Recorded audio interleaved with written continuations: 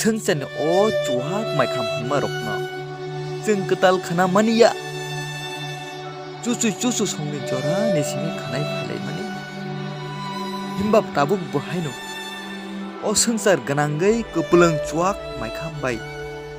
गदालायै तंथक चाथक बाय खलायलायै जेराम वायजालायै ताखुक बाय ताखुक सिनिलाया दफा बाय दफा सिनिलाया बोलाय तकला बेसाल कुनो खाजाने ताखुक ताय भक्सं जों समाय गोजाम बिजाबो नायखायाखै लुगैनो हानो दै दुलनाय नायकल फां दैफां हा बुग्रा रक बाहायनो सालसा अ चुआक माइखांबाय गोदालै सोराब जाने तंथक लायै आबुनि यागुल साकने तंथाय जाथाय बेबाकनो याकने जेब्लोबै गुबुनि बसंबाय सेगै नाजाक मारमसो दिनै जों हायनो हाय अ संसारावबो नायखाया गोबां मा सिया रिया जुग्या रकनो नायकल नान बगै नायकल फां दै दुलनाय गोबां मा गाहाम बासाव होमबानो फियौगै मालाय अ चुआक बाय मांखौ बोलंखलाय जा खाजाने ताखुंदे संबाय अजराव गोथार बाइबेल जोंनो तामो दागि आबहाय नमुं सितरानि याकनि जोंनो काटिनानि बगै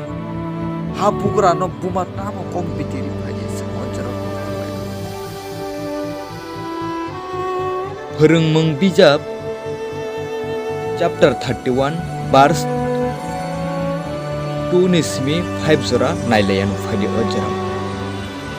2 ओ आंसला जागै मानमाने आने अकनि साजला तामो निनि फानो बोरै रकने बागै ताखि बिदि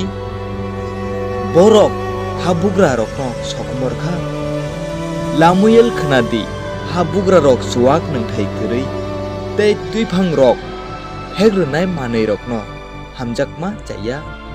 borok nungkhe raida rokno pogo tei tongkese bo tongnai rokni मान थानो रना पमनाय से आइनो हाय समाय गोजाम चैप्टर 29 verse 2 नो जों नायलायानो अजरा borok kaham rok tei phang ungei tongkhe borok rok tongthokgo tamokhe borok hamya rok tei phang hungkhe borok rok kengai layo elambak gothar porimani bisintu kaidor chini jok kori sakam godal mari pai